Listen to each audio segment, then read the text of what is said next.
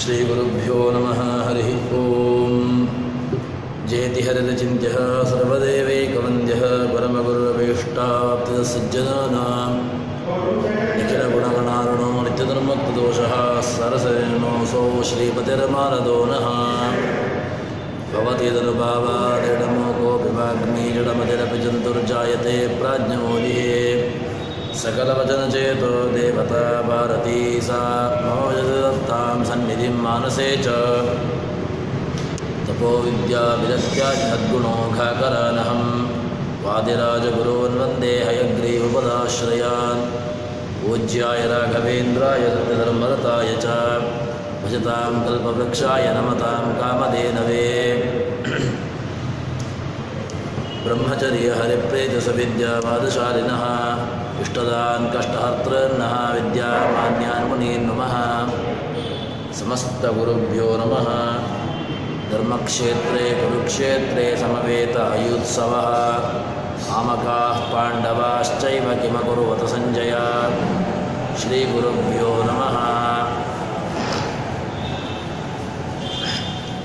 अर्जुननिಗೆ ಉಪದೇಶವನ್ನು ಮಾಡ್ತಾ ಮನ್ಮನಾಭವ ಮದ್ಭಕ್ತೋ ಭವ ಮಧ್ಯಾಜಿ ಮಾಂ ನಮಸ್ಕುರು, ಹೀಗೆ ತನ್ನ ಆರಾಧನೆಯನ್ನು ಮಾಡಬೇಕು, ತನ್ನಲ್ಲಿ ಮನಸ್ಸುಳ್ಳವನಾಗಬೇಕು.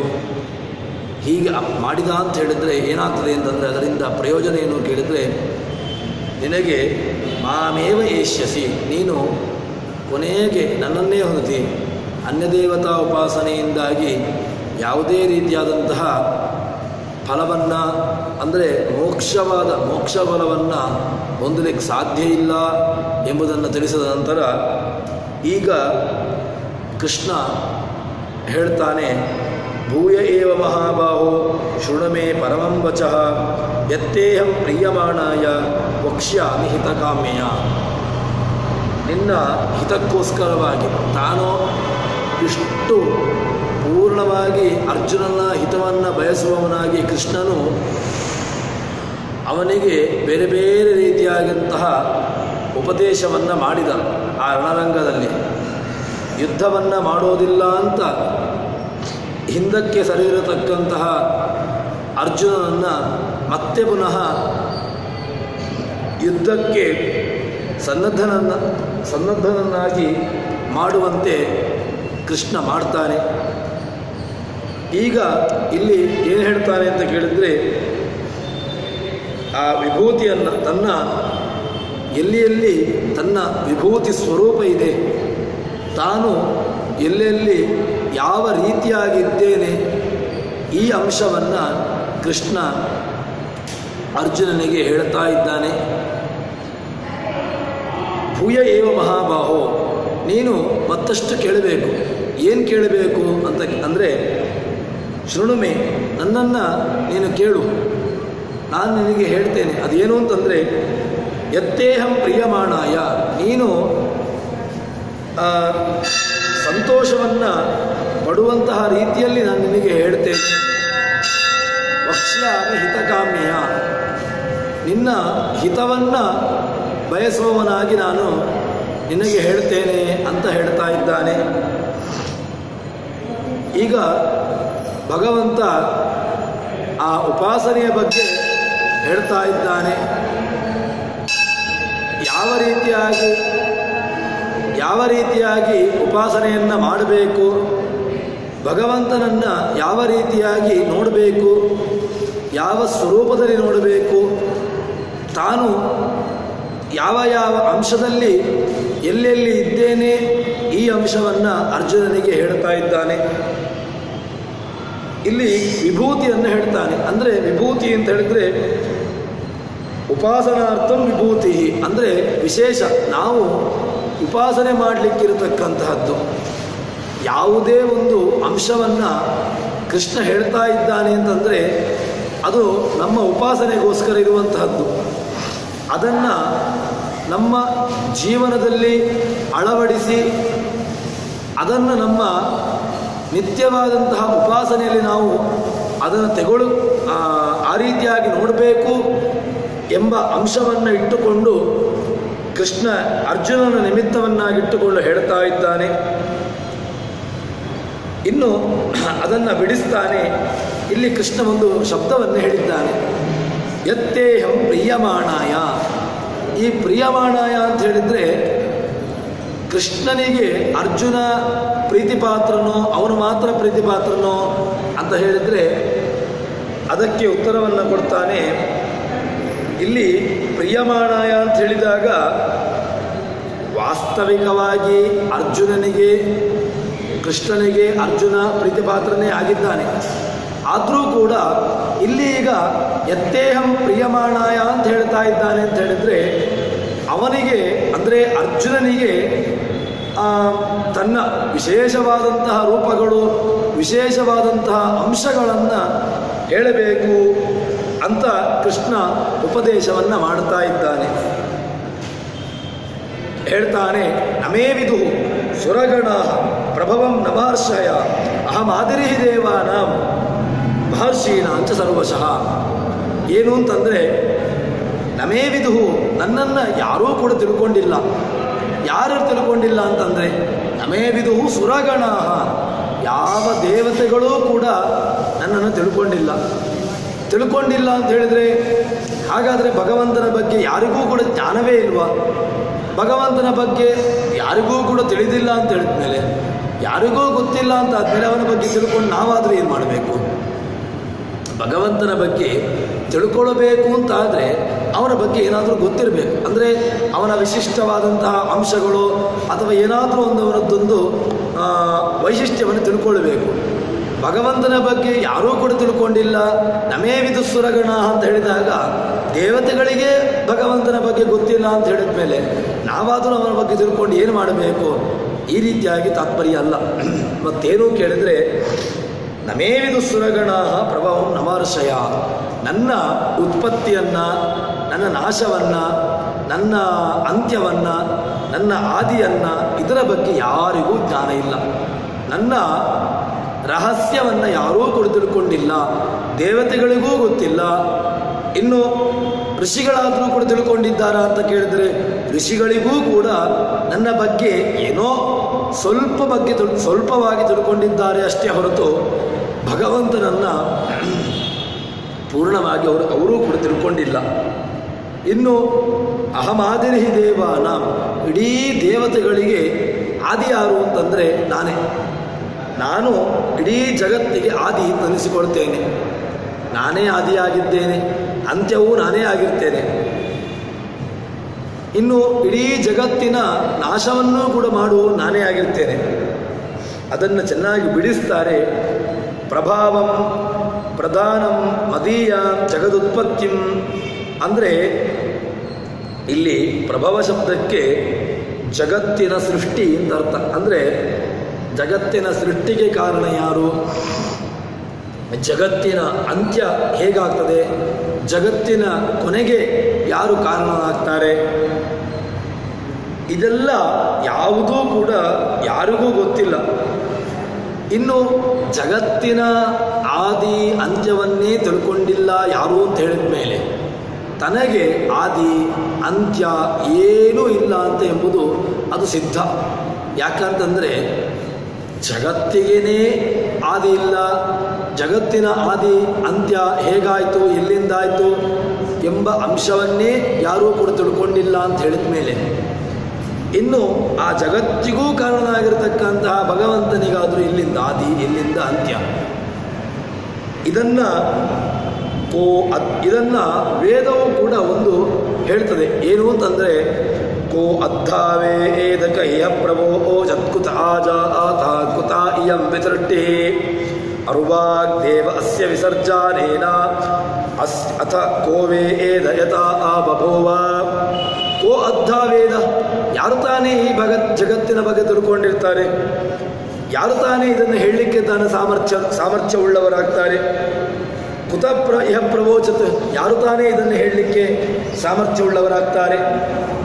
ಅರ್ವಾಗ್ದೇವ ಅಸ್ಯ ವಿಸರ್ಜನೇನ ಅಥ ಕೋ ಅದ್ಧಾವೇದಕೋ ಇತ ಆಬಭೂವ, ಯಾರು ಇದನ್ನು ಸೃಷ್ಟಿ ಮಾಡಿದವನು, ಯಾರು ತಾನೇ ತಿಳ್ಕೊಂಡಿರ್ತದನು? ಹೀಗೆ ವೇದವೂ ಕೂಡ ತನ್ನ ಆದಿಯನ್ನು ಅಂತ್ಯವನ್ನು ತಿಳ್ಕೊಂಡವರು ಯಾರೂ ಇಲ್ಲ ಎಂಬುದನ್ನು ತಿಳಿಸ್ತಾ ಇದೆ. ಪ್ರಭವ ಅಂತ ಹೇಳಿದಾಗ ಜಗತ್ತಿನ ಸೃಷ್ಟ್ಯಾದಿಗಳಿಗೆ ಅಂತ್ಯಕ್ಕೆ ಕಾರಣ ಅದು ಯಾರೂ ಅಂತ ತಿಳ್ಕೊಂಡಿಲ್ಲ ಎಂಬುದನ್ನು ಅರ್ಥ ಮಾಡಿಕೊಳ್ಳಬೇಕು. ಇಲ್ಲಿ ಸುರಗಣ ಅಂತ ಹೇಳಿದ್ದಾನೆ ಕೃಷ್ಣ. ನಮೇ ವಿದುಸುರಗಣ ಏನರ್ಥ ಅಂತ ಕೇಳಿದರೆ, ಸುರಗಣ ದೇವತೆಗಳೇ ತಿಳ್ಕೊಂಡಿಲ್ಲ, ದೇವತಾ ರಾಶಿಯೇ ನನ್ನ ಅಂಶವನ್ನು ನನ್ನ ವೈಶಿಷ್ಟ್ಯವನ್ನು ತಿಳ್ಕೊಂಡಿಲ್ಲ ಅಂತ ಹೇಳಿದ ಮೇಲೆ ಇನ್ನು ಋಷಿಗಳಾದರೂ ಕೂಡ ಹೇಗೆ ತಾನೇ ತಿಳ್ಕೊಳ್ಳಿಕ್ಕೆ ಅವರಿಗೆ ಆಗ್ತದೆ? ಭಗವಂತನನ್ನು ತಿಳ್ಕೊಂಡವರು ಯಾರೂ ಇಲ್ಲ ಎಂಬುದು ಅದು ಸಿದ್ಧ. ಇದು ಉಪಲಕ್ಷಣವಾಗಿ ಇಟ್ಟುಕೊಳ್ಬೇಕು. ಅಂದರೆ ಭಗವಂತನನ್ನು ತಿಳ್ಕೊಂಡಂಥವರು ದೇವತೆಗಳೂ ಇಲ್ಲ, ಗಂಧರ್ವರು ತಿಳ್ಕೊಂಡಿಲ್ಲ, ಯಾವ ಋಷಿಗಳೂ ಕೂಡ ಭಗವಂತನ ಪಾರಮ್ಯವನ್ನು ತಿಳ್ಕೊಂಡವರಿಲ್ಲ ಅಂತ ಅರ್ಥವನ್ನು ಮಾಡಬೇಕು. ಯೋ ಮಾಂ ಅಜಂ ಅನಾದಿಂ ಚ ವೇತ್ತಿ ಲೋಕಮಹೇಶ್ವರಂ ಅಹಂ ಅಸಮ್ಮೂಢ ಸಮರ್ಥ್ಯೇಷು ಸರ್ವಪಾಪೈ ಪ್ರಮುಚ್ಯತೆ. ಭಗವಂತನನ್ನು ತಿಳ್ಕೊಂಡವರು ಯಾರೂ ಇಲ್ಲ ಅಂತ ಹೇಳಿದ ಮೇಲೆ ನನ್ನನ್ನು ಉತ್ಪತ್ತಿ ಇಲ್ಲ, ಯೋ ಮಾಂ ಅಜಂ ಅನಾದಿಂ, ನನಗೆ ನ ಜಾಯತೆ ತ್ಯಜಃ ಅಂತ. ಅಜ ಅಂದರೆ ಭಗವಂತನನ್ನು ಅಜ ಅಂತ ಹೇಳಬೇಕು. ಏನು ಅಜ ಅಂತ ಹೇಳಿದರೆ ಭಗವಂತನಿಗೆ ಹುಟ್ಟಿಲ್ಲ, ಅಜಂ. ಇನ್ನು ಅನಾದಿ, ಭಗವಂತನಿಗೆ ಆದಿ ಇಲ್ಲ. ಆದಿ ಇಲ್ಲ ಅಂತ ಹೇಳಿದ ಮೇಲೆ ಅಂತ್ಯವೂ ಇಲ್ಲ. ಯಾಕೆ? ಭಗವಂತನಿಗೆ ಸೃಷ್ಟಿ ಯಾರಿಂದ ತಾನೇ? ಭಗವಂತನಿಗೆ ಸೃಷ್ಟಿ ತಾನೇ ಯಾರಿಂದ ತಾನೇ ಆಗ್ಲಿಕ್ಕೆ ಸಾಧ್ಯ? ಭಗವಂತನಿಗೆ ಯಾರು? ಭಗವಂತನ ಸೃಷ್ಟಿ ಮಾಡಿರತಕ್ಕಂತಹ ತಂದೆ ಯಾರು? ತಾಯಿ ಯಾರು? ಯಾವ ಉತ್ಪತ್ತಿ ಯಾವ ನಾಶವೂ ಇಲ್ಲದಿರತಕ್ಕಂಥವನು ಭಗವಂತ. ಈ ರೀತಿಯಾಗಿ ತಿಳ್ಕೊಳ್ಬೇಕು ಅಂತ ಹೇಳ್ತಾನೆ. ಯೋ ಮಾಂ ಅಜಂ ಅನಾದಿಂಚ ವೇತ್ತಿ ಲೋಕಮಹೇಶ್ವರಂ. ಇಡೀ ಜಗತ್ತಿಗೆ, ಲೋಕಕ್ಕೆ ಈಶ್ವರ, ಈಶ ಸಾಮರ್ಥ್ಯ ಅಂತ ಅಂದರೆ ಐಶ್ವರ್ಯವುಳ್ಳವನು ತಾನು. ಇಡೀ ಜಗತ್ತಿನ ಆಗು ಹೋಗುಗಳನ್ನು ಮಾಡತಕ್ಕಂಥವನು ತಾನು. ನಾವು ಭಗವಂತನನ್ನು ಈ ರೀತಿಯಾಗಿ ತಿಳ್ಕೊಳ್ಬೇಕು. ಇಡೀ ಜಗತ್ತಿನ ಸೃಷ್ಟ್ಯಾದಿಗಳನ್ನು ಮಾಡುವವನು, ಜಗತ್ತಿನ ಎಲ್ಲವನ್ನೂ ಕೂಡ ನೋಡತಕ್ಕಂಥವನು ಭಗವಂತ ಅಂತ ನಾವು ದೇವರನ್ನು ನೋಡಬೇಕು. ಹೀಗೆ ತಿಳ್ಕೊಂಡೆವು ಅಂತ ಹೇಳಿದರೆ ಅಸಮ್ಮೂಢ, ನಾವು ಸಮ್ಮೋಹ, ನಮಗೆ ಆವಾಗ ನಮ್ಮಲ್ಲಿ ಯಾವುದೇ ರೀತಿಯಾಗಿರತಕ್ಕಂತಹ ಮೋಹ ಇಲ್ಲ ಅಂತಾಗ್ತದೆ. ಯಾಕೆ ಅಂತಂದರೆ ಸರ್ವಪಾಪೈ ಪ್ರಮುಚ್ಯತೆ. ಈ ರೀತಿಯಾಗಿ ತಿಳ್ಕೊಂಡಂತಹ ಜೀವರಾಶಿಗಳು ಯಾರಿದ್ದಾರೆ ಅವರು ಮನುಷ್ಯರಲ್ಲಿ ಎಲ್ಲ ಪಾಪಗಳಿಂದಲೂ ಕೂಡ ಮುಕ್ತರಾಗ್ತಾರೆ ಅಂತ ಹೇಳ್ತಾರೆ. ಭಗವಂತನನ್ನು ನಾವು ಉಪಾಸನೆ ಮಾಡುವಾಗ ಭಗವಂತ ನಮ್ಮಂತನೇ ಹುಟ್ಟುಳ್ಳವನು, ಭಗವಂತ ನಮ್ಮಂತನೇ ನಾಶವುಳ್ಳವನು, ಭಗವಂತ ನಮ್ಮ ರೀತಿಯಾಗಿ ಒಂದು ದಿವಸ ಸಾಯ್ತಾನೆ, ಭಗವಂತ ನಮ್ಮ ರೀತಿಯಾಗಿ ಒಂದು ದಿವಸ ಹುಟ್ಟುತ್ತಾನೆ, ಈ ರೀತಿಯಾಗಿ ಯಾವ ಕಾಲಕ್ಕೂ ಕೂಡ ತಿಳ್ಕೊಳ್ಳಬಾರ್ದು. ಯಾಕೆ ಅಂತಂದರೆ ಯಾವ ಲೋಕದ ಸಂಬಂಧವನ್ನು ಇರದೇ ಇರತಕ್ಕಂಥವನು ಭಗವಂತ. ಲೋಕದ ಯಾವ ಸಂಬಂಧವನ್ನು ಮೀರಿ ಭಗವಂತನಿದ್ದಾನೆ. ಆದ್ದರಿಂದಾಗಿ ಭಗವಂತನನ್ನು ನಾವು ತಿಳ್ಕೊಳ್ಳುವಂತಹ ಬಗೆಯನ್ನು ಹೇಳ್ತಾರೆ. ಹೀಗೆ ನಾವು ತಿಳ್ಕೊಂಡೆವು ಅಂತ ಹೇಳಿದರೆ ಏನಾಗ್ತದೆ ನಮಗೆ ಅಂತ ಕೇಳಿದರೆ ಸರ್ವಪಾಪೈ ಪ್ರಮುಚ್ಯತೆ. ನಮ್ಮ ಪಾಪಗಳು ಅಂತ ಏನೆಲ್ಲ ಇವೆ, ಎಲ್ಲ ಪಾಪಗಳಿಂದಲೂ ಕೂಡ ನಾವು ಮುಕ್ತರಾಗಿ ಆ ಭಗವಂತನನ್ನು ಹೊಂದುತ್ತೇವೆ ಅಂತ ಹೇಳ್ತಾರೆ. ಆದಿಶ್ಚ ಅನಚೇಷ್ಟಯಿತ ಆದಿಶ್ಚ ಸರ್ವಸ್ಯ ಅನಾದಿ. ಭಗವಂತ ಅನಾದಿ ಅಂತ ಹೇಳ್ತಾನೆ. ಏನು ಆದಿ ಅಂತ ಹೇಳಿದರೆ ಭಗವಂತ ಇಡೀ ಜಗತ್ತಿಗೆ ಚೇಷ್ಟಾಕರ್ತೃ ಭಗವಂತ. ಇಡೀ ಜಗತ್ತಿನ ಚೇಷ್ಟಕತ್ವ ಯಾರಲ್ಲಿದೆ ಅಂತಂದರೆ ಅದು ಭಗವಂತನಲ್ಲಿ ಉಂಟು. ಇನ್ನು ಅಜತ್ವೇನ ಭಗವಂತ ಅಜ ಅಂತ ಎನಿಸಿಕೊಂಡಿದ್ದಾನೆ. ಏನು ಅಜ ಅಂತ ಹೇಳಿದರೆ ಭಗವಂತ ಯಾವ ಹುಟ್ಟಿಗೂ ಕಾರಣ ಇಲ್ಲದವನು, ಮತ್ತು ಅಜ ಶಬ್ದಕ್ಕೆ ಏನರ್ಥ ಹೇಳಬೇಕು ಅಂತ ಕೇಳಿದ್ರೆ ಉತ್ಪತ್ತಿ ಇಲ್ಲ, ಅಂದರೆ ಭಗವಂತನಿಗೆ ಎಲ್ಲದಕ್ಕೂ ಪ್ರೇರಕ, ಆದಿ ಅಂತ ಹೇಳಿದಾಗೇನೆ ಎಲ್ಲದಕ್ಕೂ ಕಾರಣ ಅಂತ ಹೇಳಿದಾಗ ಆಯಿತು. ಇದರಿಂದಾಗಿ ಏನಾಯಿತು, ಭಗವಂತ ಅನಾದಿ ಅಂತ ಅರ್ಥ ಬರ್ತದೆ. ಮತ್ತೆ ಪುನಃ ಅಜ ಅಂತ ಹೇಳಿದರೆ ನ ಜಾಯತೆ, ಇದೇ ಅರ್ಥ ಬಂದುಬಿಡ್ತದೆ. ಅಂದರೆ ನ ಜಾಯತೆ, ಯಾವುದಕ್ಕೆ ಹುಟ್ಟು ಇಲ್ಲವೋ ಅದೇ ಅನಾದಿ ಅಜ ಅಂತ ಅರ್ಥ ಬರ್ತದೆ. ಅಂದರೆ ಕೃಷ್ಣನಿಗೆ ಈ ವಾಕ್ಯದಲ್ಲಿ ನಮಗೆ ಪೌನರುಕ್ತಿ ಎಂಬ ದೋಷ ಬರ್ತದೆ. ಅಂದರೆ ಪೌನರುಕ್ತ್ಯ ಹೇಳಬಾರ್ದು, ಪೌನರುಕ್ತಿ ಎಂಬುದು ದೋಷ. ಯಾವುದೇ ಒಂದು ಗ್ರಂಥದಲ್ಲಿ ಪೌನರುಕ್ತ್ಯ ಅಂದರೆ ಮತ್ತೆ ಮತ್ತೆ ಮತ್ತೆ ಮತ್ತೆ ಹೇಳುವಂತಹದ್ದು, ಆ ಪುನರುಕ್ತಿ ಅದು ದೋಷ ಅಂತ ಅನಿಸಿಕೊಳ್ತದೆ. ಅದಕ್ಕೋಸ್ಕರ ಇಲ್ಲಿ ಈಗ ಕೃಷ್ಣ ಅಜ ಶಬ್ದವನ್ನು ಹೇಳಿದ್ದಾನೆ, ಮತ್ತೆ ಪುನಃ ಅನಾದಿ ಶಬ್ದವನ್ನು ಹೇಳಿದ್ದಾನೆ. ಇದರಿಂದ ಪೌನರುಕ್ತಿ ದೋಷ ಬರ್ತದಲ್ವಾ ಅಂತ ಹೇಳಿದ್ರೆ ಆ ರೀತಿಯಾಗಿ ಬರೋದಿಲ್ಲ. ಅದನ್ನು ಆಚಾರ್ಯ ಮಧ್ವರು ಅದನ್ನು ಬಿಡಿಸ್ತಾರೆ. ಹೇಗೆ ಅಂತಂದರೆ, ಈ ಅಜ ಶಬ್ದಕ್ಕೂ ಅನಾದಿ ಶಬ್ದಕ್ಕೂ ಅರ್ಥ ವ್ಯತ್ಯಾಸ ಇದೆ ಅಂತ ಹೇಳ್ತಾರೆ ಆಚಾರ್ಯ ಮಧ್ವರು. ಯಾಕೆ, ಹೇಗೆ ಅಂತಂದರೆ, ಅನಸ್ಯಾಪಿ ಆದಿಹಿ, ಇಲ್ಲಿ ನಾವು ಅನಾದಿಯನ್ನು ನಾವು ಅರ್ಥವನ್ನು ಬೇರೆ ಮಾಡಬೇಕು.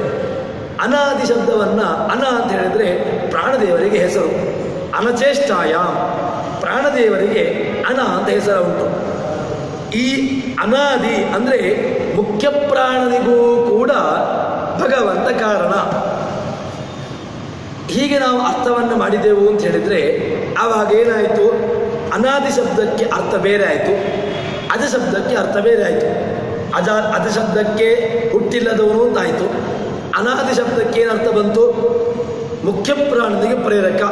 ಮುಖ್ಯ ಪ್ರಾಣದೇವರೂ ಕೂಡ ಭಗವಂತನ ಸಹಾಯದಿಂದಾಗಿ ಭಗವಂತ ಅವರೊಳಗೆ ಇದ್ದುಕೊಂಡು ಭಗವಂತ ಅವರಲ್ಲಿ ಕ್ರಿಯೆಯನ್ನು ಮಾಡಿಸ್ತಾನೆ. ಆದ್ದರಿಂದಾಗಿ ಭಗವಂತ ಆ ಮುಖ್ಯ ಪ್ರಾಣನಿಗೆ ಅನಾದಿ ಅಂತ ಹೆಸರು. ಈ ರೀತಿಯಾಗಿ ನಾವು ಅರ್ಥವನ್ನು ಹೇಳಿದೆವು ಅಂತ ಹೇಳಿದರೆ ಪೌನರುಕ್ತಿ ದೋಷ ಬರೋದಿಲ್ಲ ಅಂತ ಹೇಳಿದಾಗಾಗ್ತದೆ. ಬುದ್ಧಿರ್ಜ್ಞಾನಮ ಅಸಮ್ಮೋದ ಕ್ಷಮಾ ಸತ್ಯಂ ದಮಶಮಃ ಸುಖಂ ದುಃಖಂ ಭವೋ ಭಾವೋ ಭಯಂಚ ಭಯವೇವ ಚ ಅಹಿಂಸಾ ಸಮತಾ ತುಷ್ಟಿ ತಪೋದಾನಂ ಯಶೋ ಯಶಃ ಭವಂತಿ ಭಾವ ಭೂತಾನಾಂ ಮತ್ತೇವ ಪೃಥಗ್ವಿದಾಃ. ಮತ್ತೇವ ಪೃಥಗ್ವಿದಾಃ, ಕೃಷ್ಣನಿಗೆ ಹೇಳ್ತಾನೆ ಬುದ್ಧಿ ಜ್ಞಾನ ಎಲ್ಲವೂ ಕೂಡ ನಾನೇ ಆಗಿದ್ದೇನೆ ಅಂತ ಹೇಳ್ತಾನೆ. ಏನು ಅಂತ ಕೇಳಿದರೆ,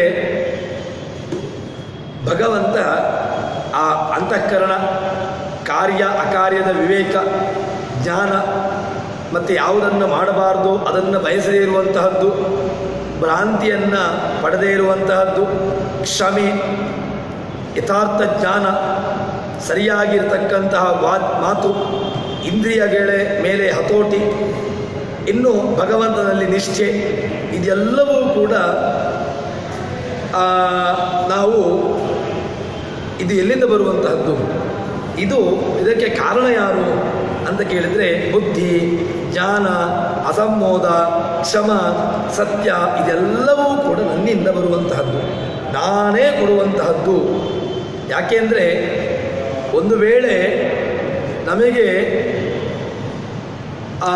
ಬುದ್ಧಿ, ಇದರಲ್ಲಿ ಹತೋಟಿ, ಅಥವಾ ಯಾವುದನ್ನು ಮಾಡಬೇಕು ಯಾವುದನ್ನು ಮಾಡಬಾರ್ದು, ಇದರ ವಿವೇಕ, ಇದರ ಸರಿಯಾಗಿರತಕ್ಕಂತಹ ಅಜ್ಞಾನ ಅಥವಾ ಕ್ಷಮೆ, ಸರಿಯಾಗಿ ಯಥಾರ್ಥವಾಗಿ ತಿಳಿದು ಅನುಷ್ಠಾನವನ್ನು ಮಾಡುವಂತಹದ್ದು, ಇಂದ್ರಿಯಗಳ ಮೇಲೆ ನಿಯಮ, ಹತೋಟಿ, ಇದೆಲ್ಲ ಇಲ್ಲ ಅಂತಾದರೆ ನಾವು ವಿಷಯ ಭೋಗಗಳಲ್ಲಿ ಆಸಕ್ತಿ ಅದೆಲ್ಲ ಉಂಟು ಅಂತ ಹೇಳಿದರೆ ನಾವು ಏನು ಅನುಭವಿಸ್ತಾ ಇದ್ದೇವೆ, ನಮ್ಮ ಜೀವನವೇ ವ್ಯರ್ಥ ಅಂತ ಆಗಿಬಿಡ್ತದೆ. ಅದಕ್ಕೋಸ್ಕರ ಹೇಳ್ತಾನೆ, ಆ ಜೀವಿಗಳಿಗೆ ಇದೆಲ್ಲವೂ ಕೊಡುವವನು ನಾನು ಎಲ್ಲವನ್ನೂ ಕೂಡ ಆಯಾಯ ಜೀವಿಗಳಿಗೆ ಅದನ್ನು ನೀಡ್ತೇನೆ. ನಾನು ನೀಡ್ತೇನೆ, ಅದರಿಂದಾಗಿ ಆ ಜೀವಿಗಳು ಅದನ್ನು ಅನುಭವಿಸ್ತವೆ. ಅದಕ್ಕೋಸ್ಕರ ಈ ಎಲ್ಲ ಕ್ಷಮೆಯಾಗಲಿ, ದಯೆಯಾಗಲಿ, ಆ ಸಮತ, ತುಷ್ಟಿ, ತಪಸ್ಸು, ದಾನ, ಯಶಸ್ಸು, ಅಯಶಸ್ಸು ಇದೆಲ್ಲವೂ ಕೂಡ ನನ್ನಿಂದ ನೀಡುವಂತಹದ್ದು, ನಾನು ನೀಡುವಂತಹದ್ದು ಅಂತ ತಿಳ್ಕೊಳ್ಬೇಕು ಅಂತ ಹೇಳ್ತಾನೆ. ಇಲ್ಲಿ ಇದನ್ನು ಬಿಡಿಸ್ತಾನೆ. ಏನರ್ಥ ಅಂತ ಕೇಳಿದರೆ, ಎಲ್ಲದಕ್ಕೂ ಕಾರಣ ಭಗವಂತ ಅಂತ ಹೇಳಿದ ಮೇಲೆ ಕರ್ತವ್ಯದ ವಿವೇಕ ಬುದ್ಧಿ, ಅದು ಬುದ್ಧಿ. ಜ್ಞಾನ ಅಂತ ಹೇಳಿದರೆ ಅದು ಯಥಾರ್ಥ ಜ್ಞಾನ, ಅರಿವು.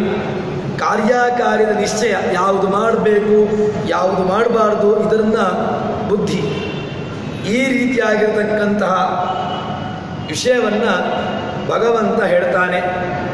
ದಮ ಇಂದ್ರಿಯ ನಿಗ್ರಹ, ಶಮೋ ಮನ್ನಿಷ್ಠತಾ ಬುದ್ಧಿ. ಇನ್ನು ಈ ಸಮತ, ತುಷ್ಟಿ, ವಿಷಯ ಪದಾರ್ಥಗಳಲ್ಲಿ ಸಾಕು ಎಂಬಂತಹ ಭಾವನೆ, ಅಲಂಭಾವನೆ, ಇದು ಎಲ್ಲ ಜೀವರಾಶಿಗಳು ಇರಬೇಕು. ನಮಗೆ ವಿಷಯ ಪದಾರ್ಥಗಳಲ್ಲಿ ಅಲಂಭಾವ ಬರುವುದೇ ಇಲ್ಲ. ಯಾಕೆ ಅಂತಂದರೆ ನಮಗೆ ವಿಷಯ ಪದಾರ್ಥಗಳಲ್ಲಿ ಅತೀಯಾಗಿರತಕ್ಕಂತಹ ಆಸಕ್ತಿ, ಅತೀಯಾಗಿರತಕ್ಕಂತಹ ಆ ಒಂದು ಅಟ್ಯಾಚ್ಮೆಂಟಿಂದಾಗಿ ನಮಗೆ ಆ ಅಲಂಭಾವ ಎಂಬುದು ಇರೋದೇ ಇಲ್ಲ. ಈ ಅಲಂಭಾವ ಎಂಬುದು ಇರಬೇಕು ನಮಗೆ. ಅಲಂಭಾವ ಬಂತು ಅಂತ ಹೇಳಿದರೆ ನಮ್ಮ ಜೀವನ ಅದು ಸಾರ್ಥಕ. ಅಲಂಭಾವನೆ ಇಲ್ಲದಿರತಕ್ಕಂತಹ ಜೀವನ ಅದು ವ್ಯರ್ಥ ಅಂತ ಹೇಳ್ತಾರೆ. ಇನ್ನು ಮಹರ್ಷಯ ಸಪ್ತಪೂರ್ವೇ ಚತ್ವಾರೋ ಮನವಸ್ತತ ಮದ್ಭಾವ ಮಾನಸ ಜಾತ ಯೇಷಾಂ ಲೋಕ ಇಮಾ ಪ್ರಜಾ. ಕೃಷ್ಣ ಹೇಳ್ತಾನೆ,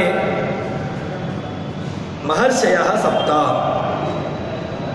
ಮರೀಚಿ, ಅತ್ರಿ, ಅಂಗಿರಸ್ ಋಷಿ, ಪುಲಸ್ತ್ಯ, ಪುಲಹ, ಕ್ರತು, ವಸಿಷ್ಠ, ಈ ಎಲ್ಲ ಹಿಂದಿನ ಮನ್ವಂತರದ ಸಪ್ತ ಋಷಿಗಳು, ಇನ್ನು ಬ್ರಹ್ಮನ ಮಾನಸಪುತ್ರರಾಗಿರ್ತಕ್ಕಂತಹ ಸ್ವಯಂಭುವ, ಸ್ವಾರೋಚಿಷ, ರೈವತ, ಉತ್ತಮ, ತಾಪಸ, ಎಲ್ಲ ಮನುಗಳು, ಕ್ಷತ್ರಿಯ, ವೈಶ್ಯ, ಬ್ರಾಹ್ಮಣ, ಶೂದ್ರ ಎಂಬಂತಹ ವರ್ಣಗಳು, ಇನ್ನು ಬ್ರಹ್ಮಾದಿ ದೇವತೆಗಳು ಎಲ್ಲರೂ ಕೂಡ ಯಾರಿಂದ ಹುಟ್ಟಿದ್ದಾರೆ ಅಂತ ಕೇಳಿದ್ರೆ ಮೇ ಜಾತಾಹ ಮದ್ಭಾವ ಮಾನಸ ಜಾತಾಹ, ನನ್ನಿಂದ ಹುಟ್ಟಿರತಕ್ಕಂಥವರು ಎಲ್ಲರೂ ಕೂಡ ನನ್ನಿಂದ ಹುಟ್ಟಿರತಕ್ಕಂಥವರು. ಭಗವಂತ ಎಲ್ಲದಕ್ಕೂ ಕೂಡ ಕಾರಣ ಅಂತ ಹೇಳಿದ ಮೇಲೆ ಹಿಂದಿನ ಕಲ್ಪದ ಋಷಿಗಳು, ಹಿಂದಿನ ಕಲ್ಪದ ಮನುಗಳು, ಹಿಂದಿನ ಕಲ್ಪದ ಎಲ್ಲ ದೇವತೆಗಳು, ಎಲ್ಲ ವರ್ಣಗಳು ಎಲ್ಲವೂ ಕೂಡ ಅದು ಭಗವಂತನದ್ದೇ ಅಂತ ನಿಶ್ಚಿತವಾಗ್ತದೆ. ಅದಕ್ಕೋಸ್ಕರ ಆ ಎಲ್ಲ ದೇವತೆಗಳು ಭಗವಂತನೇ ಸಕಲ ದೇವತಾ ನಿಯಾಮಕ ಎಂದು ಗೊತ್ತಾಗ್ತದೆ. ಭಗವಂತ ಎಲ್ಲ ದೇವತೆಗಳಲ್ಲಿದ್ದುಕೊಂಡು ಎಲ್ಲ ದೇವತೆಗಳನ್ನೂ ಕೂಡ ಭಗವಂತ ನಿಯಮನೆ ಮಾಡ್ತಾನೆ. ಆದ್ದರಿಂದಾಗಿ ಭಗವಂತ ಸರ್ವ ನಿಯಾಮಕ ಅಂತ ಗೊತ್ತಾಗ್ತದೆ. ಇನ್ನು ಎಲ್ಲ ಜೀವರಾಶಿಗಳು ಯಾರಿದ್ದಾರೆ ಅವರೆಲ್ಲರೂ ಕೂಡ ಈ ಋಷಿ ಪರಂಪರೆಯಿಂದ ಬಂದಿರತಕ್ಕಂಥವರು. ಮರೀಚಿ, ಅತ್ರಿ, ಅಂಗಿರ, ಪುಲಸ್ತ್ಯ, ಪುಲಹ, ಕ್ರತು, ವಸಿಷ್ಠ, ಹೀಗೆ ಈ ಋಷಿಯ ವಂಶದಿಂದಾಗಿ ಪರಂಪರೆಯಿಂದಾಗಿ ಬಂದಿರತಕ್ಕಂಥವರು ಅಂತ ಗೊತ್ತಾಗ್ತದೆ. ಇದನ್ನು ಮತ್ತಷ್ಟು ಬಿಡಿಸ್ತಾನೆ. ಮರೀಚಿ, ಅತ್ರೆ, ಅಂಗಿರಸಃ, ಪುಲಸ್ತ್ಯ, ಪುಲಹ, ಕ್ರತು, ಇವರೆಲ್ಲರೂ ಕೂಡ ಈ ಚತ್ವಾರ ಪ್ರಥಮ ಸ್ವಯಂಭುವ, ಯಾರು ಈ ನಾಲ್ಕು ಸ್ವಯಂಭುವ, ಸ್ವಾರೋಚಿಷ, ರೈವತ, ಉತ್ತಮ ಎಂಬ ಏನು ನಾಲ್ಕು ಮನುಗಳಿದ್ದಾರೆ ಇವರೆಲ್ಲರೂ ಕೂಡ ನನ್ನಿಂದ ಹುಟ್ಟಿರತಕ್ಕಂಥವರು. ವೇದಯ ಸಪ್ರಜಾವಾನ್, ಭಗವಂತನೇ ಎಲ್ಲದಕ್ಕೂ ಕೂಡ ಕಾರಣ ಅಂತ ಹೇಳಿದ ನಂತರ ಇದನ್ನು ಮತ್ತಷ್ಟು ಬಿಡಿಸ್ತಾರೆ. ಆ ಭಗವಂತನ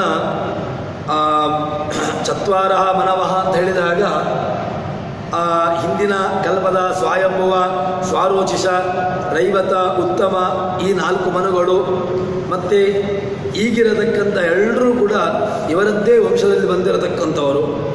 ಇನ್ನು ಈ ಮನುಗಳನ್ನು ಮನು ಅಂತ ಹೇಳಿದಾಗ ಯೇಷಾಂ ಲೋಕ ಇಮಾ ಪ್ರಜಾ ಅಂತ ಹೇಳಿದಾಗ ಎಲ್ಲ ಈ ದೇವತೆಗಳು, ಮನುಗಳು ಎಲ್ಲರೂ ಕೂಡ ನನ್ನ ವಂಶದಲ್ಲಿಯೇ ಬಂದಿರತಕ್ಕಂಥವರು, ನನ್ನಿಂದಲೇ ಉತ್ಪತ್ತಿಯನ್ನು ಹೊಂದಿರತಕ್ಕಂಥವರು ಎಂಬುದಾಗಿ ನಾವು ಅರ್ಥವನ್ನು ಮಾಡಬೇಕು ಅಂತ ತಿಳಿಸ್ತಾನೆ. ಚತುರ್ಥ ಉತ್ತಮ ಪ್ರಾತ ಮಧುರ್ನಾನ್ನ ಚತಾಪಥ ಹರಿರಿತ್ಯಾಹೃತೋ ಏನ ಗಜೇಂದ್ರೋ ಭೋಜಿತೋ ಗ್ರಹಾತ್. ಇಲ್ಲಿ ಭಗವಂತ ಮುಂದಿನ ಮನ್ವಂತರಲ್ಲಿ ತಾನೇ ಅಲ್ಲಿ ಮನುವಾಗಿರ್ತಾನೆ. ಇನ್ನು ಸಪ್ತರ್ಷಿಗಳು ಮನುಶಬ್ದ ಯಾರಲ್ಲಿ ವಾಚ್ಯವಾಗಿದೆ ಅದನ್ನೆಲ್ಲವನ್ನೂ ಕೂಡ ಹೇಳ್ತಾರೆ. ಆ ಮನು ನಾಮಕನಾಗಿ ಮನುಶಬ್ದ ವಾಚ್ಯತ್ವ ಅದು ಕೂಡ ಭಗವಂತನೇ ಅಂತ ಹೇಳ್ತಾರೆ. ಇನ್ನು ಏತಾ ವಿಭೂತಿಂ ಯೋಗಂಚ ಮಮಯೋ ವೇತಿತತ್ವತಃ ಸೋ ವಿಕಂಪೇನ ಯೋಗೇನ ಯುಂಜತೆ ನಾತ್ರ ಸಂಶಯ ಹೇಳ್ತಾರೆ. ಏತಾ ವಿಭೂತಿಂ, ಈ ಅಂಶವನ್ನು ದೇವತೆಗಳೂ ಕೂಡ ತಿಳ್ಕೊಳ್ಳಿಕ್ಕಾಗೋದಿಲ್ಲ. ಯಾಕೆ ಅಂತಂದರೆ ಇದು ರಹಸ್ಯವಾಗಿರತಕ್ಕಂತಹದ್ದು. ಈ ರಹಸ್ಯವಾದಂತಹ ವಿಷಯವನ್ನು ದೇವತೆಗಳೂ ಕೂಡ ಪೂರ್ಣವಾಗಿ ತಿಳ್ಕೊಳ್ಳೋದಿಲ್ಲ. ಅವರೂ ಕೂಡ ತಿಳ್ಕೊಳ್ಳುವಂತಹ ವಿಷಯದಲ್ಲಿ ಆಗೋದಿಲ್ಲ, ಪೂರ್ಣವಾಗಿ ತಿಳ್ಕೊಳ್ಳೋದಿಲ್ಲ. ಇನ್ನು ಈ ನನ್ನ ಮಹಿಮೆಯನ್ನು, ನನ್ನ ಭಗವಂತನ ಈ ಮಹಿಮೆಯನ್ನು ಯಾರು ಸಮಸ್ತ ರೂಪಗಳನ್ನು ಇನ್ನು ಮುಂದೆ ನಾನು ಹೇಳ್ತಕ್ಕಂತಹ ಏನು ವಿಶೇಷಗಳಿದೆ ಅದೆಲ್ಲವನ್ನೂ ಕೂಡ ನನ್ನ ಪ್ರಪಂಚ ಸೃಷ್ಟಿಯನ್ನು, ನನ್ನ ಸಾಮರ್ಥ್ಯವನ್ನು ಯಾರು ಯಥಾರ್ಥವಾಗಿ ತಿಳ್ಕೊಳ್ತಾರೋ ಅವರಿಗೆ ನಾನು ಏನು ಮಾಡ್ತೇನೆ ಅಂತ ಕೇಳಿದರೆ ಸಹ ಅವಿಕಂಪೇನ, ನನ್ನ ನಿಶ್ಚಯವಾಗಿಯೂ ಕೂಡ ನಾನು ಅವರನ್ನು ಮುಕ್ತಿಯನ್ನು ಕೊಡ್ತೇನೆ ಅವರಿಗೆ.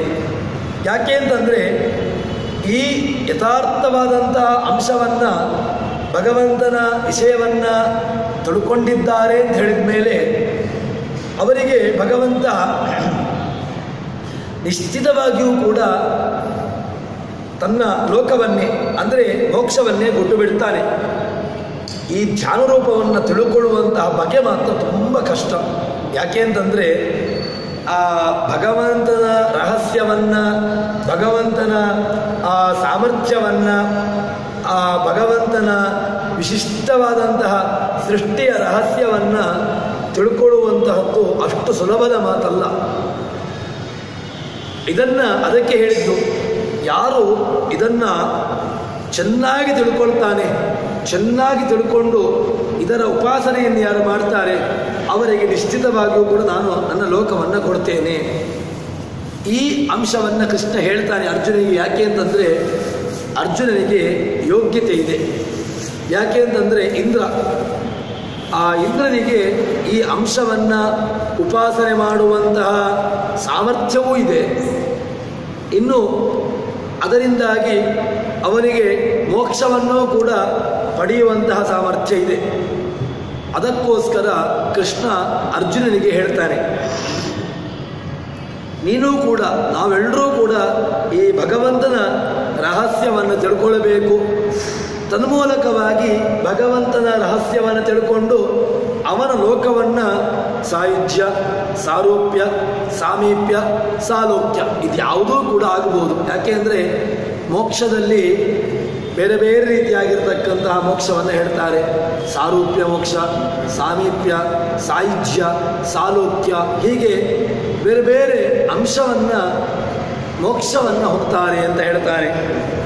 ಅದಕ್ಕೋಸ್ಕರವಾಗಿ ಆ ಕೃಷ್ಣನ ಯುಜ್ಯತೆ ಏನ ಯೋಗೋ ಅಸೌ ಉಪಾಯ ಶಕ್ತಿರೇವ, ಭಗವಂತನ ವಿಶಿಷ್ಟವಾದಂತಹ ಯೋಗದ ಸಾಮರ್ಥ್ಯವನ್ನು ತಿಳ್ಕೊಳ್ಳಬೇಕು ಅಂತ ಹೇಳ್ತಾನೆ. ಇನ್ನು ಕೃಷ್ಣ ಮುಂದಕ್ಕೆ ಹೇಳ್ತಾನೆ, ಅಹಂ ಸರ್ವಸ್ಯ ಪ್ರಭವಃ ಮತ್ತಃ ಸರ್ವ ಪ್ರವರ್ತತೆ ಇತಿ ಮತ್ವಾ ಭಜಂತೆ ಮಾಂ ಬುಧಾಃ ಭಾವಸಮಾನ್ವಿತಾಃ. ನನ್ನನ್ನು ಯಾರು ತಿಳ್ಕೊಳ್ತಾರೆ, ಯಥಾರ್ಥವಾಗಿ ಚೆನ್ನಾಗಿ ತಿಳ್ಕೊಳ್ತಾರೆ, ಅಹಂ ಸರ್ವಸ್ಯ ಪ್ರಭವಃ, ಇಡೀ ಜಗತ್ತಿಗೆ ಪ್ರಭವ, ಭೂಸತ್ತಾಯ, ಇಡೀ ಜಗತ್ತಿಗೆ ಸೃಷ್ಟಿಯನ್ನು ನೀಡುವವನು ಅದು ಯಾರು ಅಂತಂದರೆ ಭಗವಂತ. ಮತ್ತಃ ಸರ್ವಂ ಪ್ರವರ್ತತೆ, ಭಗವಂತನೇ ಎಲ್ಲದಕ್ಕೂ ಕೂಡ ಪ್ರವೃತ್ತಿಗೆ ಕಾರಣ. ಎಲ್ಲದ ಜಗತ್ತಿನಲ್ಲಿ ಬೇರೆ ಬೇರೆ ಪದಾರ್ಥಗಳಿದೆ. ಎಲ್ಲ ಪದಾರ್ಥಗಳಿಗೂ ಕೂಡ ಕಾರಣ ಯಾರು? ಆ ಒಂದು ಅಂಶವನ್ನು ನಾವು ತಿಳ್ಕೊಳ್ಬೇಕು. ನಾವು ಭಗವಂತನಿದ್ರೆ ಮಾತ್ರ ಅಲ್ಲಿ ಆ ವಿಶಿಷ್ಟವಾದಂತಹ ಭಗವಂತನನ್ನು ತಿಳ್ಕೊಳ್ಳಿಕ್ಕೆ ಬರ್ತದೆ. ಯಾಕೆ ಅಂತಂದರೆ ಇಡೀ ಜಗತ್ತಿಗೆ ಕಾರಣ, ಇಡೀ ಜಗತ್ತಿನ ಸೃಷ್ಟ್ಯಾದಿಗಳಿಗೆ ಕಾರಣ ಅದು ಭಗವಂತ. ಇದನ್ನು ನಾವು ತಿಳ್ಕೊಳ್ಬೇಕು. ತಿಳ್ಕೊಂಡೆವು ಅಂತ ಹೇಳಿದರೆ ಆವಾಗ ಏನಾಗ್ತದೆ ಅಂತಂದರೆ ಇತಿಮತ್ವ ಭಜಂತೆ. ಈ ರೀತಿಯಾಗಿ ಯಾರು ನನ್ನನ್ನು ಉಪಾಸನೆ ಮಾಡ್ತಾರೆ ಅವನು ಬುಧ ಅಂತ ಅನಿಸಿಕೊಳ್ತಾನೆ. ಅಂದರೆ ಅವನು ಜ್ಞಾನಿ ಅಂತ ಅನಿಸಿಕೊಳ್ತಾನೆ. ಜ್ಞಾನಿ ಅಂತ ಹೇಳಿದರೆ ಎಲ್ಲ ಜಗತ್ತಿಗೆ ಸೃಷ್ಟ್ಯಾದಿಗಳನ್ನು ಮಾಡುವುದು ತಾನು ತಿಳ್ಕೊಂಡು ಆ ರೀತಿಯಾಗಿ ಉಪಾಸನೆಯನ್ನು ಮಾಡಿ ಇನ್ನು ಭಗವಂತನನ್ನು ಅಹಿಂಸಾದಿ ಪುಷ್ಪಗಳು, ಅಹಿಂಸಾ ಪ್ರಥಮ ಪುಷ್ಪಂ ಅಂತ ಹೇಳಿದ ಹಾಗೇನೆ ಇನ್ನು ಅಷ್ಟಭಿರ್ಭಾವ ಪುಷ್ಪೈ ಭಗವಂತನನ್ನು ಆ ಭಾವ ಪುಷ್ಪಗಳಿಂದಾಗಿ ಯಾರು ಉಪಾಸನೆಯನ್ನು ಮಾಡ್ತಾರೆ ಅವನು ನನ್ನನ್ನೇ ಹೊಂತಾನೆ, ಅವನಿಗೆ ನಾನೇ ದೊರಕ್ತೇನೆ, ನಾನೇ ಸಿಗ್ತೇನೆ ಅಂತ ಹೇಳ್ತಾನೆ. ಭಜಂತೆ ಮಾಂ ಅಂತ ಹೇಳಿದರೆ ಈ ನಾನು ಬೇರೆ, ಇಲ್ಲಿ ಜೀವ ಬೇರೆ, ಈಶ್ವರ ಬೇರೆ ಅಂತ ಗೊತ್ತಾಗ್ತದೆ. ಯಾಕೆ ಅಂತಂದರೆ ಮಾಂ ಭಜಂತೆ ಅಂತ ಹೇಳಿದಾಗ ಭಜಿಸತಕ್ಕಂತಹ ವ್ಯಕ್ತಿ ಒಬ್ಬ ಬೇರೆ ಬೇಕು, ಭಜಿಸುವವನು ಒಬ್ಬ ಬೇರೆ ಬೇಕು. ಭಜಿಸತಕ್ಕಂಥ ಒಂದು ವಸ್ತು ಬೇಕು. ಯಾರನ್ನು ಭಜಿಸ್ತೇವೆ, ಯಾರು ಭಜಿಸ್ತಾರೆ, ಆ ಎರಡು ವಸ್ತುಗಳು ಕೂಡ ಪ್ರತ್ಯೇಕವಾಗಿರಬೇಕು. ಆದ್ದರಿಂದ ಜೀವ ಈಶ್ವರ ಒಂದೇ ಎಂಬ ಅಂಶ ಏನಿದೆ ಅದು ಸರಿಯಲ್ಲ. ನಾನು ಬೇರೆ, ನಾನು ಉಪಾಸನೆ ಮಾಡತಕ್ಕಂತಹ ಭಗವಂತ ಅವನು ಬೇರೆನೇ ಅಂತ ಗೊತ್ತಾಗ್ತದೆ. ಈ ಜೀವನ ಈಶ್ವರನ ಐಕ್ಯ ಚಿಂತನೆ ಏನಿದೆ ಅದು ಸರಿ ಇಲ್ಲ ಅಂತ ಗೊತ್ತಾಗ್ತದೆ. ಇನ್ನು ತಾನು ಜಗತ್ತಿಗೆ ಎಲ್ಲದಕ್ಕೂ ಕೂಡ ಪ್ರಭವ ಅಂತ ಹೇಳಿದ ಮೇಲೆ ತಾನು ಬೇರೆಯಾಗಿದ್ದೇನೆ, ಜಗತ್ತು ಒಂದು ಪ್ರತ್ಯೇಕವಾಗಿದೆ, ಆ ಒಂದು ಜಡ ಬೇರೆ, ಜೀವ ಬೇರೆ, ಜೀವ ಬೇರೆ, ಜಡ ಬೇರೆ, ಜಡ ಪರಮಾತ್ಮ ಬೇರೆ, ಜಡ ಜೀವ ಬೇರೆ, ಹೀಗೆ ಪ್ರತ್ಯೇಕವಾದಂತಹ ಎಲ್ಲ ಆ ಭೇದವನ್ನು ತಿಳಿಸಿದಾಗಾಗ್ತದೆ. ಸಕಲ ಜಗತ್ತು ಕೂಡ ಭೇದವನ್ನೇ ಹೇಳ್ತಾ ಉಂಟು. ಭಗವಂತನೊಬ್ಬ ಪ್ರತ್ಯೇಕವಾಗಿದ್ದಾನೆ, ಭಗವಂತನಿಗಿಂತ ಪ್ರತ್ಯೇಕವಾದಂತಹ ಜಗತ್ತು ಒಂದು ಇದೆ ಎಂಬ ಅಂಶವನ್ನು ತಿಳಿಸಿದಾಗಾಗ್ತದೆ. ಇನ್ನು ಮಚ್ಚಿತ್ತಾಹ ಮದ್ಗತ ಪ್ರಾಣಾಹ ಬೋಧಯಂತಹ ಪರಸ್ಪರಂ ಕಥಯಂತಶ್ಚ ಮಾಂ ನಿತ್ಯಂ ತುಷ್ಯಂತಿ ಚ ರಮಂತಿ ಚ. ಮಚ್ಚಿತ್ತಾಹ ಮದ್ಗತ ಪ್ರಾಣಾಹ, ಅಜ್ಞಾನಿಗಳು ಏನು ಮಾಡ್ತಾರೆ ಅಂತ ಕೇಳಿದರೆ ಅವರು ನನ್ನಲ್ಲೇ ಮನಸ್ಸಿಟ್ಟು ಎಲ್ಲ ಕರ್ಮಗಳನ್ನು ಕೂಡ ಮಾಡ್ತಾ ತನ್ನ ಜಿಜ್ಞಾಸೆಗಳು ಅಂತ ಯಾರಿದ್ದಾರೆ ಅವರಿಗೆ ಮಹಿಮೆಯನ್ನು ತಿಳಿಸ್ತಾ ಭಗವಂತನ ವಿಶಿಷ್ಟವಾದಂತಹ ಸಾಮರ್ಥ್ಯವನ್ನು ಬೋಧಿಸ್ತಾ ಇನ್ನೂ ಪರಸ್ಪರವಾದಂತಹ ಸಂಭಾಷಣೆಯಲ್ಲಿ ಈ ಜ್ಞಾನಿಗಳಿಗೆ ಏನಾಗ್ತದೆ ಅಂತ ಕೇಳಿದರೆ ನನ್ನಲ್ಲಿಯೇ ಮನಸ್ಸುಳ್ಳವರಾಗ್ತಾರೆ, ನನ್ನನ್ನೇ ಅವರು ಉಪಾಸನೆಯನ್ನು ಮಾಡ್ತಾರೆ, ನನಗೋಸ್ಕರನೇ ಎಲ್ಲವನ್ನೂ ಕೂಡ ಮಾಡ್ತಾರೆ. ಇನ್ನು ನನ್ನ ಮಹಿಮೆ ಅಂತ ಏನಿದೆ ಅದನ್ನೇ ಎಲ್ಲರಿಗೂ ಕೂಡ ಹೇಳ್ತಾರೆ. ಇನ್ನು ಅದನ್ನೇ ಪ್ರತ್ಯೇಕವಾಗಿ ತಾವು ತಮ್ಮ ಜೀವನದಲ್ಲಿಯೂ ಕೂಡ ಅದನ್ನೇ ಅವರು ಅನುಸರಿಸ್ತಾ ಇರ್ತಾರೆ. ಅನುಸರಿಸಿಕೊಂಡು ತಮ್ಮ ಆನಂದವನ್ನು ಪಡ್ತಾ ಇರ್ತಾರೆ. ಯಾಕೆಂತಂದರೆ ಭಗವಂತನನ್ನೇ ಆಶ್ರಯಿಸ್ತಾ ಭಗವಂತನ ಬಗ್ಗೆನೇ ಹೇಳ್ತಾ ಭಗವಂತನ ಬಗ್ಗೆ ಅವರು ಚಿಂತನೆ ಮಾಡ್ತಾ ಇದ್ದಾರೆ ಅಂತ ಹೇಳಿದ ಮೇಲೆ ಸ್ವಾಭಾವಿಕವಾಗಿ ಅವರು ಭಗವಂತನನ್ನೇ ಅವರು ಯೋಚನೆಯನ್ನು ಮಾಡ್ತಾ ಇರ್ತಾರೆ. ಇನ್ನು ಮಚ್ಚಿತ್ತಾಹ ಮದ್ಗದ ಪ್ರಾಣ ಅಂತ ಹೇಳಿದಾಗ ನನ್ನ ವಿಷಯಕವಾಗಿ ವ್ಯಾಪಾರವುಳ್ಳವರಾಗ್ತಾರೆ, ನನ್ನಲ್ಲಿಯೇ ಪ್ರಾಣವನ್ನು ಅರ್ಪಿಸ್ತಾರೆ, ಅವರಿಗೆ ನಾನೇ ಸರ್ವಸ್ವವಾಗಿರ್ತೇನೆ ಅಂತ ಹೇಳ್ತಾರೆ. ತೇಷಾಂ ತದಯುಕ್ತಾನಾಂ ಭಜಂತಾಂ ಪ್ರೀತಿಪೂರ್ವಕಂ ದದಾಮಿ ಬುದ್ಧಿಯೋಗಂ ತಂ ಏನ ಮಾಮುಪಾಯಂತಿದೆ. ನನ್ನನ್ನು ಯಾರು ಹೊಂತಾರೋ ಅವರಿಗೆ ಏನಾಗ್ತದೆ ಅಂತ ಕೇಳಿದರೆ ಕೃಷ್ಣ ಹೇಳ್ತಾನೆ, ತೇಷಾಂ ನನ್ನಲ್ಲಿ ಮನಸ್ಸುಳ್ಳಂತಹ ವ್ಯಕ್ತಿಗಳು ಸತತಯುಕ್ತಾನಾಂ ಭಜತಾಂ ಪ್ರೀತಿಪೂರ್ವಕಂ ಭಗವಂತನಲ್ಲಿ ಪ್ರೀತಿ ಬೇಕು. ಭಗವಂತನಲ್ಲಿ ಪ್ರೀತಿ ಇಲ್ಲದೆ ಮಾಡಿರತಕ್ಕಂತಹ ಯಾವುದೇ ಒಂದು ಕರ್ಮ ಏನಿದೆ ಅದೆಲ್ಲವೂ ಕೂಡ ವ್ಯರ್ಥ. ಯಾಕೆ? ಭಗವಂತನ ಪ್ರೀತಿಯನ್ನು ಸಂಪಾದನೆ ಮಾಡದೆ ನಾವು ಯಾವ ಕರ್ಮವನ್ನು ಮಾಡಿದ್ರೂ ಕೂಡ ಅದಕ್ಕೆ ಫಲ ಇಲ್ಲ. ಯಾಕೆ ಫಲ ಇಲ್ಲ ಅಂತಂದರೆ ಭಗವಂತ ಅದರಲ್ಲಿ ತಾನು ತನ್ನನ್ನು ಅರ್ಪಿಸಿಕೊಳ್ಳಿಲ್ಲ. ಭಗವಂತ ಅದರಲ್ಲಿ ಅರ್ಪಿಸಿಕೊಳ್ಳಿಲ್ಲ ಅಂತ ಹೇಳಿದ ಮೇಲೆ ನಮಗೆ ಅದರಿಂದ ಏನು ಬರಬೇಕು ಫಲ, ಅದು ಬರೋದಿಲ್ಲ. ದೇಶ ಸತತಯುಕ್ತಾನ ಅದಕ್ಕೆ ಹೇಳ್ತಾನೆ, ಯಾರಿಗೆ ನನ್ನಲ್ಲಿ ಮನಸ್ಸಿದೆ, ಮನಸ್ಸಿಟ್ಟು ನನ್ನಲ್ಲಿ ಪ್ರೀತಿಯನ್ನು ಮಾಡ್ತಾರೆ, ಭಜತಾಂ ಪ್ರೀತಿಪೂರ್ವಕಂ ನನ್ನಲ್ಲಿ ಪ್ರೀತಿ ಯಾರು ಮಾಡ್ತಾರೆ, ದದಾಮಿ ಬುದ್ಧಿಯೋಗಂ ಅವರಿಗೆ ನಾನು ಒಳ್ಳೆಯ ಮೋಕ್ಷವನ್ನು ಕೊಡ್ತೇನೆ. ಮಾಮುಪಾಯಂತಿ ಅವರು ಕೊನೆಗೆ ಅವರು ಯಾರನ್ನು ಹೊಂತಾರೆ ಅಂತ ಕೇಳಿದರೆ ನನ್ನಲ್ಲೇ ಹೊಂದು ಬಿಡ್ತಾರೆ. ಅವರು ಕೂಡ ನನ್ನ ಲೋಕವನ್ನೇ ಹೊಂದಿಬಿಡ್ತಾರೆ ಅವರಿಗೆ. ಯಾಕೆ? ಆ ಸ್ವಾಭಾವಿಕವಾದಂತಹ ಆ ಭಕ್ತಿ ಇರುವುದರಿಂದಾಗಿ ಭಗವಂತ ಅವರನ್ನು ಸ್ವೀಕಾರ ಮಾಡ್ತಾನೆ.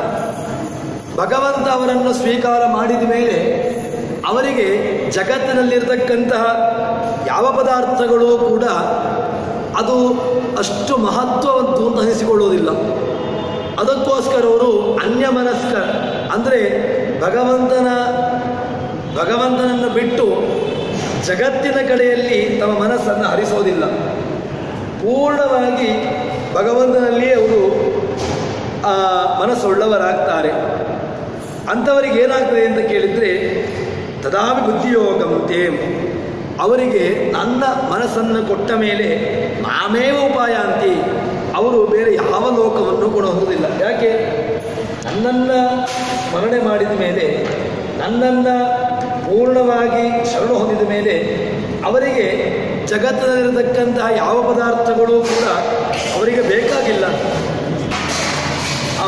ಅವರಿಗೆ ಆ ಎಲ್ಲ ಜಗತ್ತು ಇರತಕ್ಕಂತಹ ಏನು ವಸ್ತುಗಳಿದೆ ಅದೆಲ್ಲವೂ ಕೂಡ ವ್ಯರ್ಥವಾಗಿರ್ತದೆ.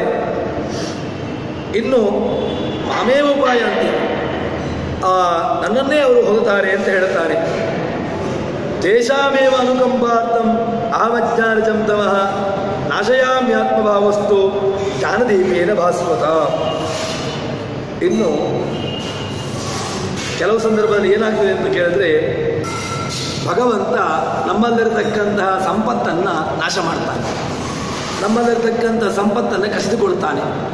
ಅದು ಯಾಕೆ ಅಂತ ಕೇಳಿದರೆ ಅವರಿಗೆ ನಮ್ಮ ಮೇಲೆ ಅನುಗ್ರಹವನ್ನು ಯಸ್ಯಾನುಗ್ರಹಮಿಚ್ಛಾಮಿ ತಸ್ಯ ವಿತ್ತಂ ವರಾಮ್ಯಹಂ ಯಾರಿಗೆ ಅನುಗ್ರಹವನ್ನು ಮಾಡಬೇಕು ಅಂತಿದೆಯೋ ಭಗವಂತ ಅವರ ಸಂಪತ್ತನ್ನು ಅಪಹರಿಸ್ತಾನಂತೆ. ಯಾರಿಗೆ ಪೂರ್ಣವಾಗಿ ಅನುಗ್ರಹವನ್ನು ಮಾಡಬೇಕು ಅವರ ವಿತ್ತವನ್ನೆಲ್ಲವನ್ನೂ ಕೂಡ ಭಗವಂತ ಅಪಹರಿಸಿ ಬಿಡ್ತಾನೆ. ಯಸ್ಯಾನುಗ್ರಹಮಿಚ್ಛಾಮಿ ತಸ್ಯ ವಿತ್ತಂ ವರಾಮ್ಯಹಂ ಅಂತ. ಅದಕ್ಕೋಸ್ಕರವಾಗಿ ಆ ಅನಾದಿಯಾಗಿರ್ತಕ್ಕಂತಹ ಅಜ್ಞಾನ, ಅನಾದಿಯಾಗಿರ್ತಕ್ಕಂತಹ ಸಂಸಾರ ಇದೆಲ್ಲವೂ ಕೂಡ ಆ ಕ್ಲೇಶ ಅದನ್ನು ನಾಶ ಮಾಡುವುದಕ್ಕೋಸ್ಕರವಾಗಿ ಭಗವಂತ ಏನು ಮಾಡ್ತಾನೆ ಅಂತ ಕೇಳಿದರೆ ನಮ್ಮ ಆ ಪ್ರಕಾಶ ಒಳ್ಳೆಯ ಜ್ಞಾನವನ್ನು ಕೊಡ್ತಾನೆ. ತದನಂತರದಲ್ಲಿ ಆ ಒಳ್ಳೆಯ ಜ್ಞಾನದ ಸಹಾಯದಿಂದಾಗಿ ಏನಾಗ್ತದೆ ಅಂತ ಕೇಳಿದರೆ ಅವರ ಚಿತ್ತದಲ್ಲಿ ನಾನಿದ್ದುಕೊಂಡು ಅವರ ಅಜ್ಞಾನ ಏನಿದೆ ಅದೆಲ್ಲವನ್ನೂ ಕೂಡ ನಾಶ ಮಾಡಿಬಿಡ್ತಾನೆ. ಅದರಿಂದ ಏನಾಯಿತು? ಅಜ್ಞಾನ ನಾಶವಾಯಿತು ಅಂತ ಹೇಳಿದ ಮೇಲೆ ಸಹಜವಾಗಿ ನನ್ನನ್ನೇ ಅವರು ಹೊಂತಾರೆ. ಯಾಕೆ? ನಮಗೆ ಭಗವಂತನನ್ನು ಪಡೆಯಲಿಕ್ಕೆ ಇರತಕ್ಕಂತಹ ಒಂದು ದೊಡ್ಡ ತೊಡಕು ಯಾವುದು ಅಂತ ಕೇಳಿದರೆ ಅದು ಅಜ್ಞಾನ. ಅಜ್ಞಾನ ಹೋಯಿತು ಅಂತ ಹೇಳಿದ ಮೇಲೆ ಸಹಜವಾಗಿ ಜ್ಞಾನ ಬಂದು ಬಿಡ್ತದೆ. ಜ್ಞಾನ ಬಂದ ಮೇಲೆ ಅಲ್ಲಿ ಅಜ್ಞಾನಕ್ಕೆ ಯಾವುದೇ ರೀತಿಯಾಗಿರ್ತಕ್ಕಂತಹ ಕೆಲಸ ಇಲ್ಲ. ಅದಕ್ಕೋಸ್ಕರ ಆ ಜ್ಞಾನ ಬಂದ ಮೇಲೆ ಅವನಿಗೆ ಪೂರ್ಣವಾಗಿ ಅವನು ನನ್ನನ್ನೇ ಹೊಂದುತ್ತಾನೆ, ನನ್ನನ್ನೇ ಹೊಂದಿಬಿಡ್ತಾನೆ. ಅದಕ್ಕೋಸ್ಕರ ಅವನ ಏನು ಸಂಸಾರದ ಬಂಧನ ಏನಿದೆ ಅದೆಲ್ಲವೂ ಕೂಡ ನಾಶವಾಗಿ ತನ್ನನ್ನೇ ಹೊಂದುತ್ತಾನೆ ಎಂಬಂತಹ ಅಂಶವನ್ನು ಹೇಳ್ತಾನೆ. ಸಂತಿಜ ಭಯಂತಹ ಕೇಚಿತ್, ಭಗವಂತನ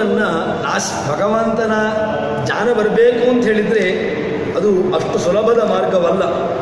ಆ ಮಾರ್ಗ ತುಂಬ ಕಷ್ಟವಾಗಿರತಕ್ಕಂತಹದ್ದು. ಆ ಜ್ಞಾನ ಪಡ್ಕೊಳ್ಳುವ ತನಕ ನಮಗೆ ಬೇರೆ ಬೇರೆ ರೀತಿಯಾಗಿರತಕ್ಕಂತಹ ಕಷ್ಟಗಳು, ಬೇರೆ ಬೇರೆ ರೀತಿಯಾಗಿರತಕ್ಕಂತಹ ಸಮಸ್ಯೆಗಳು ನಮ್ಮನ್ನು ಬಾಧಿಸ್ತವೆ. ಆ ಎಲ್ಲ ಸಮಸ್ಯೆಗಳನ್ನು ಭಗವಂತ ನಿವಾರಣೆ ಮಾಡ್ತಾನೆ.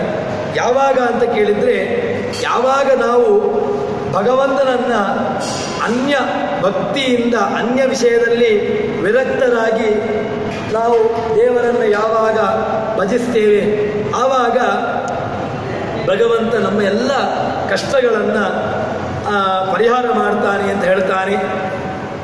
ಇನ್ನು ಮತ್ತೆ ಪುನಃ ಅರ್ಜುನ ಪರಂಬ್ರಹ್ಮ ಪರಂಧಾಮ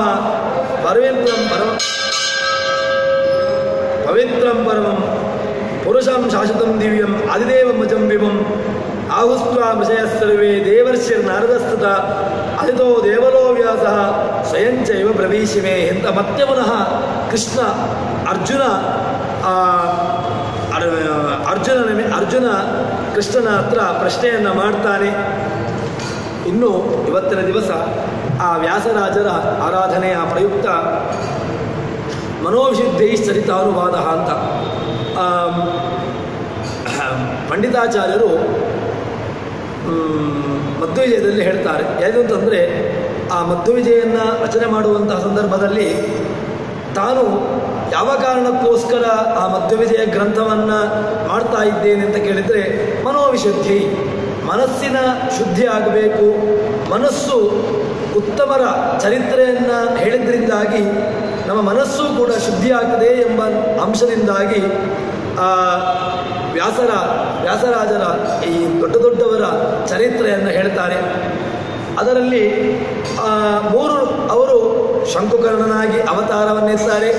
ತದನಂತರ ರಾಘವೇಂದ್ರ ಸ್ವಾಮಿಗಳಾಗಿ, ಹಾಗೆಯೇ ವ್ಯಾಸರಾಜರಾಗಿ ಈ 3 ಅವತಾರವನ್ನು ಎತ್ತಿ ಬರ್ತಾರೆ. ವ್ಯಾಸರಾಜರಾಗಿಯೂ ಕೂಡ ಇದ್ದಾಗ ತರ್ಕತಾಂಡವ, ವ್ಯಾಸತ್ರಯ ಅಂತ ಹೇಳ್ತಾರೆ. ವ್ಯಾಸತ್ರಯದಲ್ಲಿ ಪೂರ್ಣವಾಗಿ ಅವರ ಸಾಮರ್ಥ್ಯವನ್ನು ತೋರಿಸ್ತಾರೆ. ಯಾವ ರೀತಿಯಾಗಿ ಅನ್ಯಮತೀಯರನ್ನು ಖಂಡನೆ ಮಾಡಬೇಕು, ಯಾವ ರೀತಿಯಾಗಿ ಅನ್ಯ ಮತಗಳನ್ನು ನಿರಾಕರಣೆ ಮಾಡ್ತಾರೆ ಎಂಬಂತಹ ಅಂಶವನ್ನು ತಿಳ್ಕೊಳ್ಳಿಕ್ಕೆ ನಮಗೆ ಒಂದು ಒಳ್ಳೆಯ ಮಾರ್ಗ.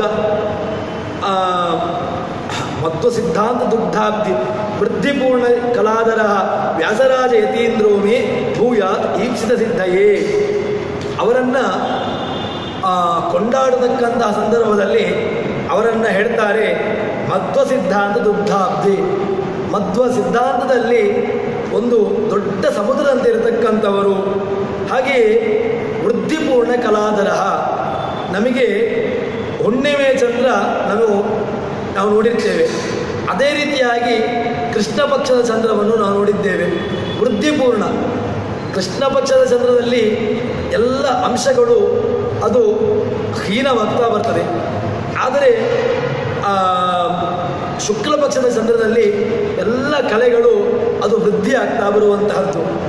ಈ ವ್ಯಾಸರಾಜರು ಕೂಡ ಅದೇ ರೀತಿಯಾಗಿ ಮಧ್ವ ಸಿದ್ಧಾಂತದಲ್ಲಿ ಒಂದು ಒಳ್ಳೆಯ ಚಂದ್ರನಂತೆ ಇರತಕ್ಕಂಥವ್ರು. ಅದು ಯಾವ ರೀತಿಯಾಗಿ ಅಂತ ಹೇಳಿದರೆ ವೃದ್ಧಿಯಾಗಿರತಕ್ಕಂತಹ ಪೂರ್ಣನಾದಂತಹ ಚಂದ್ರನಂತೆ ಇರತಕ್ಕಂಥವರು. ಅಂತಹ ವ್ಯಾಸರಾಜರು ನಮ್ಮ ಅಜ್ಞಾನವನ್ನು ನಾಶ ಮಾಡಲಿ ಅಂತ ಹೇಳ್ತಾರೆ. ಇನ್ನು ನಮೋ ವ್ಯಾಸ ಮುನೀಂದ್ರಾಯ ಭಕ್ತಾವೀಟ ಪ್ರದಾಯಿನೇ ನಮತಾಂಕಲ್ಪತರವೇ ಭಜತಾಂ ಕಾಮಧೇನವೇ. ವ್ಯಾಸರನ್ನು ನಾವು ನಿತ್ಯದಲ್ಲಿಯೂ ಕೂಡ ಸ್ಮರಣೆ ಮಾಡಬೇಕು. ಯಾಕೆ ಅಂತಂದರೆ ಭಕ್ತಾಭೀಷ್ಟಪ್ರದಾಯಿನಿ. ಅವರ ಆ ಬೇರೆ ಬೇರೆ ನಾವು ಅವರ ಮಹಿಮೆಯನ್ನು ತಿಳ್ಕೊಳ್ತೇವೆ. ಹಂಪಿಯ ಹತ್ತಿರ ಹನುಮಂತನನ್ನು ಒಂದು ಯಂತ್ರದಲ್ಲಿ ಅವರು ಅವರನ್ನು ಕಟ್ಟಿ ಹಾಕಿರ್ತಾರೆ. ಅದು ಅವರ ಭಕ್ತಿ. ಇನ್ನು ಅನೇಕ ವ್ಯಾಸರಾಜರಿಂದ ಪ್ರತಿಷ್ಠಾಪಿತವಾಗಿರತಕ್ಕಂತಹ ಅನೇಕ ಹನುಮಂತನ ಅವತಾರವನ್ನು ನಾವು ನೋಡ್ತೇವೆ. ಆ ಹನುಮಂತನನ್ನು ಬೇರೆ ಬೇರೆ ಪ್ರಾಣದೇವರನ್ನು ಬೇರೆ ಬೇರೆ ಕಡೆಗಳಲ್ಲಿ ಪ್ರತಿಷ್ಠಾಪನೆ ಮಾಡಿದ್ದಾರೆ. ಆ ವ್ಯಾಸತ್ರಯದಲ್ಲಿಯೂ ಕೂಡ ಅನೇಕ ತಮ್ಮ ಸಿದ್ಧಾಂತಗಳಲ್ಲಿ ಇರತಕ್ಕಂತಹ ಒಂದು ಪ್ರೌಢಿಮೆಯನ್ನು ತೋರಿಸಿದ್ದಾರೆ. ಇನ್ನು ನಮಗೆ ಒಳ್ಳೆಯ ಆಚಾರ್ಯ ಮಧ್ವರ ಒಂದು ತತ್ವವನ್ನು ನಾವು ತಿಳ್ಕೊಳ್ಬೇಕು ಅಂತ ಹೇಳಿದರೆ ಅವರೊಂದು ಸುಲಭವಾಗಿರತಕ್ಕಂತಹ ಒಂದು ಶ್ಲೋಕವನ್ನು ನಿರ್ಮಾಣ ಮಾಡಿ ಜಗತ್ತಿಗೆ ನೀಡಿದ್ದಾರೆ. ಅದೇನು ಅಂತಂದರೆ, ನಮ್ಮ ಸಿದ್ಧಾಂತದಲ್ಲಿ ಸತ್ಯಂ ಜಗತ್ ತತ್ವತಃ ವೇದೋ ಜೀವಗಣಾ ಹರೇರನುಚರಾ ನೀಚೋಚ್ಚ ಭಾವಂಗತಾ ಮುಕ್ತಿ ನೈಜಸುಖ ಅಮಲಾ ಭಕ್ತಿ ಚ ತತ್ಸಾಧನ ಅಕ್ಷಾಯತದಯಂ ಪ್ರಮಾಣಮಖಿಲಂ ಅನೇಕ ವೇದ್ಯೋ ಹರಿ ಅಂತ ಭಗವಂತ ವೇದಗಳಿಂದ ಮಾತ್ರ ತಿಳ್ಕೊಳ್ಳಿಕ್ಕೆ ಸಾಧ್ಯ. ಜಗತ್ತಿನಲ್ಲಿ 3 ರೀತಿಯಾಗಿರ್ತಕ್ಕಂತಹ ಪ್ರಮಾಣಗಳಿದೆ. ಒಂದು ಆಗಮ ಪ್ರಮಾಣ, ಅನುಮಾನ ಪ್ರಮಾಣ, ಇನ್ನೊಂದು ಪ್ರತ್ಯಕ್ಷ ಪ್ರಮಾಣ. ಪ್ರತ್ಯಕ್ಷ, ಅನುಮಾನ, ಆಗಮ ಈ 3 ಪ್ರಮಾಣಗಳಿಂದಲೂ ಕೂಡ ಭಗವಂತ ವೇದ್ಯ.